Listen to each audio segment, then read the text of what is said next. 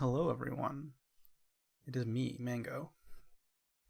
And today we're going to review some cards from the mini expansion. And whatever this is, Haruhi tie-in event, I don't know. Kind of strange. We haven't had a Haruhi film or anime or movie in years, many years. So I'm surprised that this is coming up. I wonder if Aya Hirano is going to come back to play Haruhi. I doubt it. Interesting. A lot of you younger generation are not going to understand, but let's move on to the cards. First up, we have Levin Justice, Swordcraft card, trait Levin. They're really pushing the Levin trait with this new card. 1 play point spell. Put a Urias Levin Duke in your hand. One of my absolutely most hated cards in the game. If you don't know him, he is a 2 play point and 1/3 with whenever an enemy follower comes into play, deal 1 damage to enemy leader. Very strong on turn 2. Thankfully, unless the opponent has a 1-drop, you cannot play this on turn 2 because you need a target for Levin Justice. Still, very strong 2-drop. Then deal X damage to an enemy follower. X equals number of Levin cards in your hand. And that's pretty insane. So we've seen that the strongest removal in the game, 1 cost, 3 damage.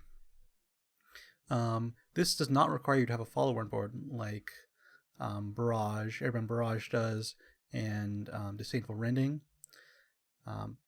But it has a value that could be less than 3, depending on cards in your hand. So later in the game, potentially it does less damage, you have less Levin cards. It forces you to build Levin deck. But the payoff is very strong because it can do potentially up to 9 damage, or 8 damage, sorry. 8 damage maximum for 1 play point is insane. I'd say it'd probably average out about around 4. Still, 4 damage for 1 play point is game-winning tempo. It's so strong. Not only does it just remove something, it also puts something in your hand, and having 11 cards in your hand benefits a lot of your other 11 cards. It also benefits further Levin Justice. So, just an insane card. The only problem is that you have to play 11 deck, which is not considered to be very strong at the moment. But this card can push the deck upwards to maybe a tier 2. Insane card.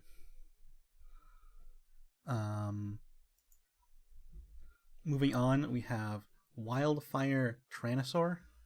He is a 9 play point 6/6 with Accelerate 2, deal 3 damage to enemy follower. Put an Terran Great Tree in your hand.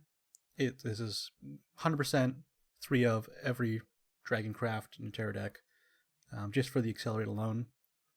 3 damage to enemy follower for 2. Pretty good. Put in Terran Great Tree in your hand. Amazing. So, absolutely good card in Great Tree decks. It also has the benefit of being a 9 play point 6/6 that has fanfare. Discard all Natura cards in your hand. Deal X damage to all enemies. All enemies, as includes the enemy leader. X equals number of return cards in your card is discarded. That to me is insane. Like, the fact that it hits the enemy leader is so unnecessary. So this card is going to be very, very strong. This would be the card that wins a lot of games, I'd say. Like, you do enough damage with your Verdant effect, and this is going to be the finisher. This is going to dump your hand, because usually your hand is like brimming with cards because of the Great Trees, drawing you more cards, and you're just going to hit them for like 7 damage. They can't interact with because it just hits them. It's just like, this card's insane. Dragon's already a tier 1 deck. It's just gonna push it even further for easily make it one of the best decks in the game. Just because this card will win you many games. Like, issue with stuff like Genesis Dragon. Genesis Dragon hits them for 7 and helps you usually win the game if you hit them for 7. But they can put ward up. They can't ward through this. It's a monster. And also, the fact that it also clears the enemy board, it could buy you an extra turn that you'll need to kill your opponent with Verdant. So if they have a board that you have to clear, but you actually can't kill them, they won't be able to kill you because they lost all of their followers. Yeah, this card's crazy. Yeah. Moving on. We have Kulak with a 3 play point 1/3. Very unimpressive, but it has a fanfare: deal 1 damage to your leader and deal X to all enemy followers. X equal this follower's attack. 1 damage to all enemy followers is it's okay. It's there's not too many 1/1 tokens going around. Like, not even Forest has 1/1 tokens. Yeah, it's like not particularly good at the moment. Like, only deck that plays 1/1 tokens is Blood. Really. So it's good against Blood. It has last word, deal 1 damage to your leader. So far you've taken 2 damage from playing this guy. Then you get to put a 3/5 Kulak into your deck, so later you can draw a 3/5. The 3/5 will do 3 damage to all enemy followers instead of the 1 damage. And when he's evolved and dies, you put 3 copies of him into your deck instead. Yeah, if your plan is to go late, and the 1 damage to self pings are relevant, sure, probably not going to be very relevant.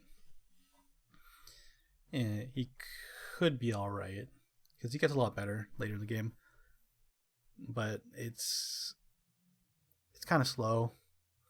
It requires you to get lucky to draw him again, and he's pretty weak when you first play him, so not very impressive. That's the 3 cards we got so far. Look forward to more videos from me regarding the mini expansion. And yeah, have a great day.